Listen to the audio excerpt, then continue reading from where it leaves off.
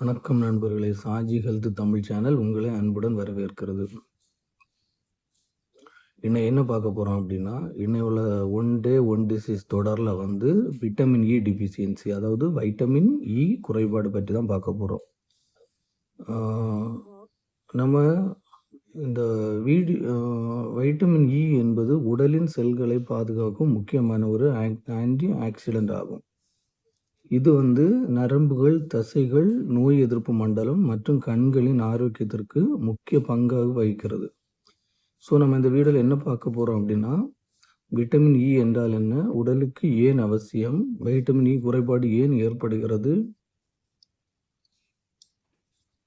ஆரம்ப அறிகுறிகள் என்னென்ன, யாருக்கு அதிக ஆபத்து, பரிசோதனை, சிகிச்சை முறைகள், வைட்டமின் இ நிறைந்த உணவுகள் என்னென்ன, தடுக்கும் வழிமுறைகள், இதை பற்றி தான் பார்க்க போகிறோம். வாங்க வீடியோக்குள்ளே போவோம்.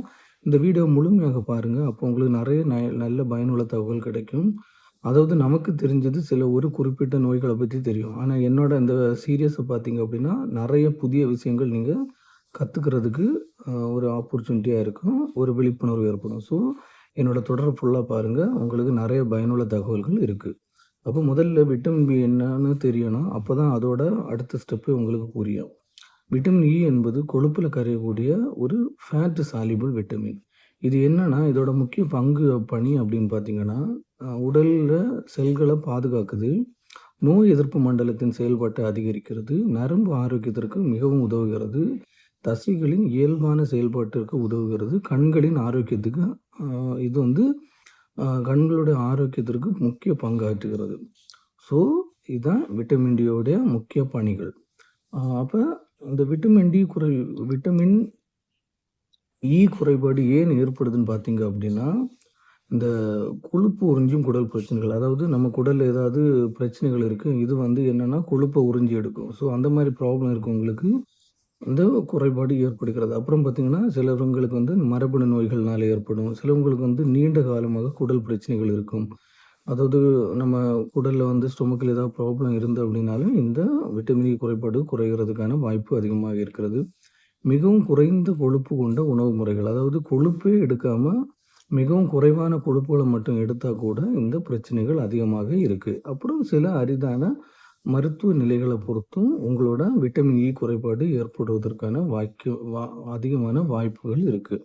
அப்போ இதுக்குன்னு சில ஆரம்ப அறிகுறிகள் இருக்குது. அது என்னன்னு பார்த்தீங்க அப்படின்னா, கை கால்களில் உணர்வு குறைதல், தசை பலவீனம், நடப்பதில் சிரமம், சமநிலை இழத்தல், கை கால் மரத்து போது போன்ற உணர்வு, பார்வை மங்குதல் சிலருக்கு இந்த மாதிரி பிரச்சனைகள் ஏற்படுறதுக்கான அதிக வாய்ப்புகள் இருக்குது. இதெல்லாம் இருந்து அப்படின்னா இதோட ஆரம்ப அறிகுறிகளாக நம்ம கணக்கில் எடுத்துக்கொள்ளப்படுகிறது. ஸோ கடுமையான வைட்டமின் டி குறைபாடு ஏற்பட்டு அப்படின்னா, நீங்கள் இப்போ ஒரு விட்டமின் இ குறைபாடு ஏற்பட்டுடுச்சு, நீங்கள் சிகிச்சையே இல்லாமல் இருந்துட்டீங்க அப்படின்னா நரம்பு பாதிப்பு ஏற்படுத்தும், அப்புறம் உங்கள் தசைகளை பாதிப்பு ஏற்படுத்தும், அப்புறம் கண் பார்வையை பாதிப்பு ஏற்படுத்தும், நோய் எதிர்ப்பு செயல்பாட்டை குறைச்சிடும். இந்த மாதிரி நிறைய பிரச்சனைகளுக்கு இந்த வைட்டமின் இ குறைபாடு வழிவகை செய்கிறது. அப்புறம் பார்த்தீங்கன்னா, சிலருக்கு இதை ஆபத்தை கூட ஏற்படுத்தும். அது என்ன யார் அப்படின்னு பார்த்தீங்கன்னா, இந்த குடல் உறிஞ்சும் பிரச்சனைகள் உள்ளவங்க ரொம்ப கேர்ஃபுல்லாக இருக்கணும். இவங்களுக்கு இந்த வைட்டமின் இ குறைபாடு ஏற்பட்டு சில வேலை பிரச்சனைகளில் கொண்டு விட வாய்ப்புகள் அதிகமாக இருக்குது. அப்புறம் பார்த்தீங்கன்னா, குரோன் டிசீஸ் போன்ற உடல் நோய்கள் உள்ளவங்க, சில மரபணு நோய்கள் உள்ளவர்கள், முன்கூட்டியே பிறந்த குழந்தைகள், அதாவது ப்ரீமெச்சூர் இன்ஃபன்ட் பேபிக்கு இந்த விட்டமின் இ குறைபாடுகள் ஏற்படுறதுக்கான அதிகமான வாய்ப்புகள் இருக்குது. அப்புறம் பார்த்தீங்கன்னா, நீங்கள் இதை இதெல்லாம் இருந்து டாக்டர்கிட்ட போகும்போது டாக்டர் இதை ஐடென்டிஃபை பண்ணிட்டாங்க அப்படின்னா, அவர் என்ன பண்ணுவாங்கன்னா, உங்களோட மருத்துவ வரலாறு கேட்பாங்க. அப்புறம் மருத்துவ வரலாறுலாம் தெரிஞ்சுக்கிட்டு உடல் பரிசோதனை செய்ய சொல்லுவாங்க. அதாவது பிளட் டெஸ்ட்டு, வைட்டமின் இ அளவை மதிப்பிட சில டெஸ்ட்டுகள் இருக்குது. அப்புறம் தேவைப்பட்டால் மற்ற விட்டமின் குறைபாடுகளையும் மருத்துவர்கள் பரிசோதனைகள். இப்போ நீங்கள் விட்டமின் இ குறைபாடுன்னு போயினால உங்களுக்கு பிளட் டெஸ்ட் எடுத்து விட்டமின் இ மதிப்பு மட்டும் இல்லாமல் வேறு விட்டமின்களோட குறைபாடுகளை பற்றியும் அவங்க அதை டெஸ்ட்டில் கண்டுபிடிப்பாங்க, ஏதாவது இருக்கா அப்படின்ட்டு. அப்போ இது பார்த்தீங்கன்னா, இந்த சிகிச்சை முறைகள்னு பார்த்தீங்கன்னா, விட்டமின் இ சப்ளிமெண்ட் இருக்குது. இந்த சப்ளிமெண்ட்ஸ் எல்லாமே மருத்துவரோட ஆலோசனைப்படி எடுங்க. அப்புறம் அடிப்படை காரணத்துக்கான சிகிச்சை, குடல் உறிஞ்சும் பிரச்சனை இருந்தால் அதற்கான சிகிச்சை வரும். அப்புறம் வேறு ஏதாவது குடல் நோய்கள் கண்டினியூஸாக இருந்தால் அதற்கான சிகிச்சை முறைகள் இதெல்லாம் எடுத்து இந்த வைட்டமின் இயை பாதுகாப்புறதுக்கான சில சிகிச்சை முறைகளை டாக்டர் பரிந்துரைப்பாங்க. அப்புறம் பார்த்தீங்க அப்படின்னா, அந்த விட்டமின் இ நிறைந்த உணவுகள் என்னென்னு பார்த்தீங்க அப்படின்னா, பாதாமில் நிறைய விட்டமின் இருக்குது. சூரியகாந்தி விதைகள் சாப்பிடுங்க, வேர்க்கடலை சாப்பிடலாம், அவக்கோடா சாப்பிடலாம், பசலைக்கீரை, ப்ரோக்கோலி, ஹேசல்நட். இது தாவர எண்ணெய்ன்னு பார்த்தீங்க அப்படின்னா, சன்ஃப்ளவரு, வீட் கிராம், சாஃப்ளவர் போன்றவைகளெல்லாம் உங்களுக்கு விட்டமின் இ நிறைந்த உணவுகள் இருக்குது. ஸோ இதெல்லாம் நீங்கள் ட்ரை பண்ணி பாருங்கள். அப்புறம் பார்த்தீங்கன்னா, தடுக்கும் வழிமுறைகள் அப்படின்னு பார்த்தீங்கன்னா, சமநிலையான உணவு எடுங்க. தினமும் பருப்பு மற்றும் கொட்டைகள உங்களோட உணவுல சேர்த்துக்கோங்க. பச்சை காய்கறிகள சேர்த்துக்கோங்க. மருத்துவர் ஆலோசனை இல்லாம சப்ளிமெண்ட்ட எடுத்துக்கோங்க.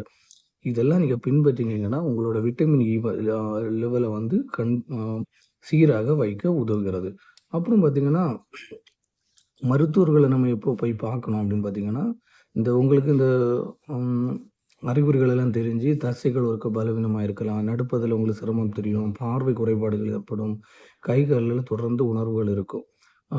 உணர்வு குறைஞ்சிட்டு இருக்கும். இதெல்லாம் இருந்துச்சுன்னா, நீங்க மருத்துவர அணுகி உங்களோட பிளட் டெஸ்ட் எடுத்து என்ன பிரச்சனைன்னு உள்ளத பார்த்து, அதுக்கேற்றான தீர்வுகளை எடுத்துக்கொள்வது மிகவும் நல்லது. ஸோ நீங்க வந்து என்ன பண்ணாதீங்கன்னா, சரி இவ்வளோ தானே அப்படின்ட்டு அத வந்து அலட்சியமா நீங்க எடுத்துக்கொள்ளாதீங்க. நம்ம ஒவ்வொரு அலட்சியம் செய்யும்போதும் நெறைய ப்ராப்ளத்தில கொண்டு விடும். நீங்க என்ன நினைப்பீங்கன்னா, சிலவங்க நினைப்பாங்கன்னா, நெறைய பேருக்கு தெரியவே செய்யாது. சில விட்டமின்கள் குறைபாடு ஏற்பட்டா என்ன வரும் அப்படின்னு கூட தெரியவே செய்யாது. ஏன்னா, இப்ப நீ மேலை நாட்டுகள்லாம் பார்த்தீங்க அப்படின்னா, அங்க எல்லாத்துக்கும் தனித்தனி டெஸ்ட் எடுத்து பார்ப்பாங்க. Vitamin D, vitamin பி12, vitamin பி6, vitamin E, இந்த மாரி நெறைய டெஸ்ட்டுகள் எடுத்து அவங்களோட உடல்கள் வந்து பிரச்சனைகள் இருக்கான்னு உள்ளத கண்டறிவாங்க. ஸோ அத வந்து நம்மளும் பின்பற்றி நம்மளோட உடல்ல என்ன குறைவா இருக்கு, அதுக்கேற்றமான உணவுகள் எடுத்துக்கொள்வது மிகவும் நன்மை பயக்கக்கூடியதாக இருக்கும். ஸோ எதையுமே நீங்க அலட்சியம் பண்ணாதீங்க. ஏன்னா, அ நம்மளோட சிறிய சிறிய அலட்சியங்கள் வந்து அது வந்து பெரிய பெரிய நோய்கள்ல கொண்டு விட வாய்ப்புகள் அதிகமா இருக்கு. நம்ம சின்ன சின்ன ஒரு டயக்னோசிஸ் இருந்தாலும் நீங்க உடனே போயிட்டு பார்மசில போய் மருந்துகள் வாங்கி சாப்பிடாதீங்க. நீங்க போய் உங்களோட ஃபேமிலி டாக்டர்ஸோ இல்லன்னா நீங்க தினசரி எந்த மருத்துவமனைகள் போய் பார்க்குறீங்களோ அவங்கள்ட்ட போய் பார்த்து உங்களோட அ உடல் ப்ராப்ளத்த நீங்க சரி பண்றதுக்கு முயற்சி செய்யுங்க. அப்புறம் பார்த்தீங்கன்னா, சிலவங்க பார்த்தீங்கன்னா, விட்டமின் இ கேப்சூல் அனைவரும் தினமும் சாப்பிட வேண்டும்னு ஒரு எண்ணம் மனசுல தோணும். ஸோ அப்படியெல்லாம் எடுக்காதீங்க. விட்டமின் இ குறைபாடு இல்லாதவர்களுக்கு கூடுதல் சப்ளிமெண்ட் தேவைப்படாது. ஸோ மருத்துவர் ஆலோசனை இல்லாம எந்த மருந்துகளையும் எடுத்துக்கொள்ளாதீங்க. அது உங்களுக்கு ஆபத்துகளை கூட ஏற்படுத்த வாய்ப்புகள் இருக்கு.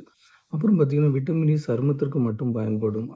நம்ம அப்படி நினைக்கிறோம். விட்டமின் இ பொறுத்தளவுல நரம்புகள், தசைகள், நோய் எதிர்ப்பு மண்டலம் மற்றும் செல்களின் பாதுகாப்பிற்கு இது முக்கியமாக பங்காற்றுது. ஸோ நம்மளோட விட்டமின் இ லெவல சீராக வைப்பது மிகவும் முக்கியம். அதிக விட்டமின் எடுத்தால் அதிக நன்மை. அதாவது என்ன பொருளுமே தேவைக்கு அதிகமாக எடுத்தா பக்க விளைவுகள் மட்டுமில்ல, சிலருக்கு இரத்த கசிவு அபாயமும் ஏற்படுத்தும். ஸோ தேவைக்கு அதிகமாக எடுக்காதீங்க. உங்களோட மருத்துவர் என்ன அளவு சொல்றாங்களோ அத மட்டும் எடுங்க. நீங்க உங்களோட சொந்த இதுல ரிஸ்க்ல மருந்துகள் எடுக்காதீங்க. அது ஆபத்தை கூட விளைவிக்கலாம். நண்பர்களே, இந்த விட்டமின் இ குறைபாடு பொதுவான அரிதானது தான். ஆனா குறிப்பிட்ட உடல்நல பிரச்சனை உள்ளவர்களுக்கு இது ஏற்படலாம். முக்கியமா பார்த்தீங்கன்னா, நீங்க சத்தான உணவுகள சாப்பிடுங்க. பருப்பு, கொட்டைகள் மற்றும் பச்சை காய்கறிகள உணவுல சேர்த்துக் கொள்ளுங்கள். தேவையில்லாம சப்ளிமெண்ட் எடுத்துக்கொள்ள வேண்டாம். அப்புறம் அறிகுறிகள் இருந்தா மருத்துவர் அணுகுங்க. அலட்சியம் செய்யாதீங்கள். ஆரோக்கியமான உணவு பழக்கமே ஆரோக்கியமான வாழ்க்கை முறைக்கு அடிப்படை. ஸோ இந்த வீடியோ உங்களுக்கு பயனுள்ளதாக இருக்கும்னு நம்புறேன். அப்படி பயனுள்ளதாக இருந்துன்னு நினைச்சீங்க அப்படின்னா, லைக் பண்ணுங்க. நீங்க வந்து ஷேர் பண்ணுங்க. என்னோட சாஞ்சி தமிழ் ஹெல்த் சேனல வந்து சப்ஸ்கிரைப் செய்து வைங்க. தினமும் புதிய நல்ல தகவல் தருவேன். நான் எனக்கு தெரிஞ்ச ஒரு சில நல்ல தகவல்கள் தருவேன். உங்களுக்கு அது விழிப்புணர்வுகளுக்கு ஏற்பட வாய்ப்பு இருக்கும். ஸோ எதையுமே அலட்சியம் பண்ணாதீங்க. இப்ப சரியான சத்தா இருந்தா தான் உங்களுக்கு சிறந்த ஆரோக்கியத்தை ஏற்படுத்தும். ஸோ நீங்க ஒவ்வொரு அறிகுறிகளையும் என்னன்னு பார்த்து மருத்துவர அணுகுங்க. என்னோட ஆ சேனல்ல வந்து ஒன் டே ஒன் டிசீஸ் தொடர் தான் போயிட்டுருக்கு. நான் ஒரு பிளேலிஸ்ட் இருக்கு. அந்த லிஸ்ட்ல போய் பாருங்க. உங்களுக்கு நெறைய பயனுள்ள வீடியோஸ் இருக்கும். அத முடிஞ்சா அத எடுத்து விழிப்புணர்வாக உங்களோட உடலை ஆரோக்கியமாக வைக்க அ மு அ ட்ரை பண்ணுங்க. நாளை மீண்டும் ஒரு நல்ல தகவலுடன் உங்களை சந்திக்கிறேன். நன்றி. ஆரோக்கியமாக வாழுங்கள்.